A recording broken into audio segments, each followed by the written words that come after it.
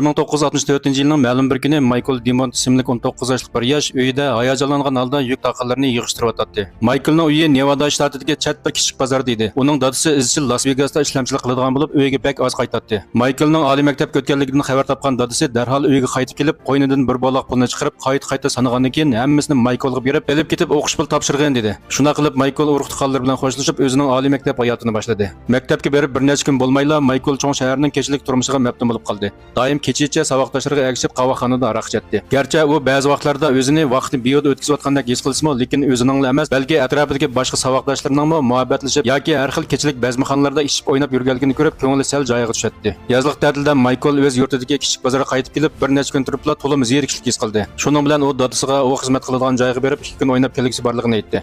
Lekin Michael ko'nglida hech bo'lmaganda Las Vegasning kechilik turmushi yomon emasdir deb o'ylaydi. Dadasi sal ikkilangan bo'lsa-mu, yanada Michaelning talabiga ma'qul bo'ldi. Shuna qilib ota-bola ikkisi ikkinchi kuni bekatga keldi.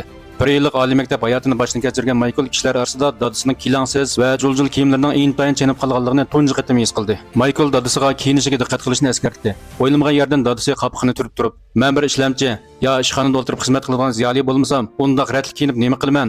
Sen keng azodi kiyimning jismoniy emgak qilishga mos kelganligini bilmamsan? Uning ustiga tor kiyinganda bir kuchsamli kiyim yirtilib ketishi mumkin" dedi. Dadasining bu gaplarini Michael toza to'g'ri topmadi. Ikkilan kayf uch kanalda bu qatimki suhbatni oxirlashtirib, dadasining to'ralg'isiga keldi. Ko'z oldidagi bu manzara Michaelni hayron qoldirdi. Dadasi bir oddiy balxonada turardi. Uy aran 4-5 kvadrat metr keladigan bo'lib, odam ichida o'rimi tura olmaydi. Uy jihozlaridan bir eski ustaldan boshqa faqat qayerdan tepib olganligini bilgili bo'lmaydigan bir xil karvat yopqichili bor edi. Aslida Michael dadasini Las Vegasda nihoyat rohat turmush kechiryotdi deb qaraydigan bo'lib, bundaq nachar bo'lishini haqiqatan o'ylab boqmagan edi. Amdilla urilish bo'lgandan keyin dadasi Michaelga "Sen avval aram olib turgan, men ishga bormasam bo'lmaydi" dedi. Dadasi gapini tugatibla binodan aldirab tushib ketdi.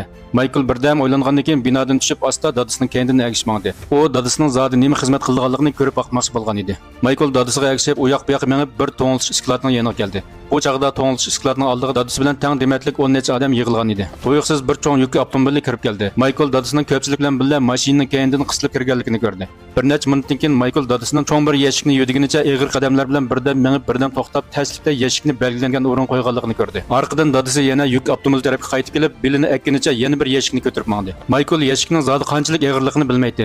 Lekin u necha 10 metr ariqlikdan dadasining putidagi ko'k tomirlarning ko'pib chiqqanligini ko'ra oladi. Dal mush chaqda Michael dadasining pulni qanchalik qon tarbiyalik tepayotganligini his qilib, bakla azoblandi.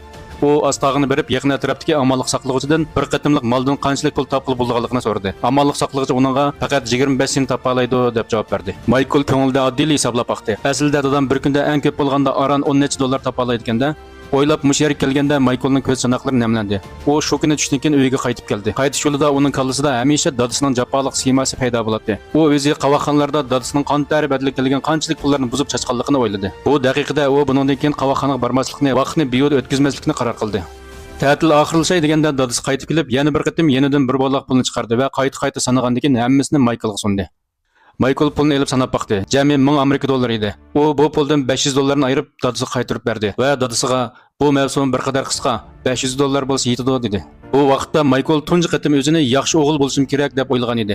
Lekin u maktabga qaytib kelganda uning bu xiyoli darhol g'oyib bo'ldi. Uning yilqi quloq kasti do'stlari uni yana qavoxxonlarda yeb ichib o'ynaydiganga ozurishga boshladi. Portmaldagi to'mpib chiqqan naqd pul Michaelning bir yerlarini qishishtirib, oxiri yana qavoxonaga bordi. Shuna qilib o'zini o'tmay Michael elib kelgan pulning hammasini buzib chechib tugatdi. Michael u yan bu yan o'ylab, oxiri amalsiz uyga telefon qilib, yaqinda og'rib qilib, hamma pulni tugatganligini aytdi. Ikkinchi kuni kechqurun saboqdoshlari maslikda uxlab qolgan Michaelni uyg'otib, dadasining kelganligini aytdi. Michael darhol binodan tushib dadasi bilan ko'rishdi. Bu chaqda 50 necha yoshlik dadasining qirib holdan ketgan holati xuddi 70 necha yoshlik buvayga o'xshab qolgan edi. Dadasi Michaelni ko'rib titrab turgan qo'llari bilan pulni chiqarib uning sundi va "Kesling yaxshi bo'lib qoldimi? Puling yetmasa menga degan, puldan hargiz ansirma. Faqat sen salomat bo'lsang, yaxshi o'qisanglar bo'ldi. Qanchalik pul lozim bo'lsa men beraman" dedi. Dadasining gapini anglab Michael xijillik bilan "Men butunlay yaxshi bo'lib qoldim" dedi. O'g'lining ahvolini bilgandan keyin dadasining chiroyidagi jiddiylik pasaydi. U soatiga qarab qo'yib, "Pulning masalasimi hal bo'ldi, endi men qaytay" dedi. Michael darhol bir narsani esiga olgandek dadasiga "Bak kech bo'lib ketdi. Las Vegas qaytadigan mashinam qolmaganda, men sizga mehmonxona tepib beray, ataganda qayting" dedi. Uning gapi tugmay turibla dadasi Michaelning gapini bilib etdi. "Bo'ldi, pul isrof qilmayli. Mushu yaqin atrofda mening bir do'stimning uyi bor. Men bugun kechda uning yanida turaman. Shu banada almon bo'lishib olamiz" dedi. Michael dadasining mijozini bilgachga uning royiga beqib ortiq gap qilmadi. Dadasi qaytib ketgandan keyin Michael portmalining yana to'mpib qolganligini ko'rib, quloq kasti do'stlari bilan bazmxonada yeb ichishni davomlashtirdi. Shu kechisi Michael qavaxonada arig'icha yepishib o'ynagandan keyin qaytish yo'lida ancha yiroq bo'lmagan tomning bulung'ida bir tunish kulangini ko'rdi. Sinchilab qarasa, u o'zining dadisi edi. Buni ko'rib uning yuragi birdilla og'rib ketdi. Dadisi tomning bulung'iga yulinib uxlab qolgan bo'lib, ostiga qayerdan terib kelganligini bilgili bo'lmaydigan qog'oz eshik solib olgan edi. Buni ko'rib Michaelning ko'z yoshlari ixtiyorsiz sirg'ishga boshladi. Ham shundala u dadisining bu yerda do'st yo'qligini bildi. Dal shu daqiqada Michael haliqi quloq kesdi do'stlari bilan bo'lgan aloqani uzish qarorini chiqardi. Shu kundan boshlab u qavaxonga kirib boqmadi. Bir tiyin pulni isrof qilmadi. Barliq zehnini o'rganishga qaratib, oxiri Kaliforniya dashosining psixologiya doktorlik unvoniga erishdi. Lekin o'qish bitirgandan keyin Michaelning dadisi kasal sababdan olamdan o'tdi. Dadisi vafot bo'lganda Michaelga 26300 Amerika dollari omonat qoldirgan edi. Bularni ko'rib Michael o'zini tuta olmay yig'lab ketdi. U ilgari dadisining turmushdan huzurlanishni bilmaydi deb bezor bo'lgan bo'lsa, shu topda u dadisining turmushdan huzurlanishni bilmaydigan emas, balki turmushning bu huzurini o'g'liga qoldirishga odatlanganligini tunib yetdi. Dadisi vafot bo'lgandan keyingi 30 necha yilda Michael har qatlam bu ishlarni o'ylaganda yuragi izchil og'riydi. To'yiqsiz u bularning hammasini xotirlab dunyodagi barliq farzandlarga, barliq dadalarga dada mehrining zodi nima ekanligini bildirib qo'ymoqchi bo'lib, Dada qandoq bo'ladi nomli kitobni yozib chiqdi. U kitobning xotimasiga yig'lab turib mundaq bir abzas so'zni yozdi. Aman bir kuni sen o'z qo'ling bilan dadangni dafn qilasan. Shu daqiqada sen bu dunyodagi birdan-bir sening o'zidinmi munavvar bo'lishingni umid qiladigan odamdan ayrilib qolganligingni tushunasan. Ayrılıp qilishdan burun tuvandagi 8 savolni dadimizdan so'rab, uni yaxshi tushunishimiz kerak. Birinchi, siz kichik vaqtingizda cho'ng bo'lgan nima ish qilishni umid qilgan edingiz? Ikkinchi, sizning bu umringizdagi eng cho'ng afsuslanadigan ishingiz nima? Uchinchi, siz balalik vaqtingizda nimadan eng qo'rqatdingiz? Qur'onga yetgandan keyin yana nimadan qo'rqatdingiz?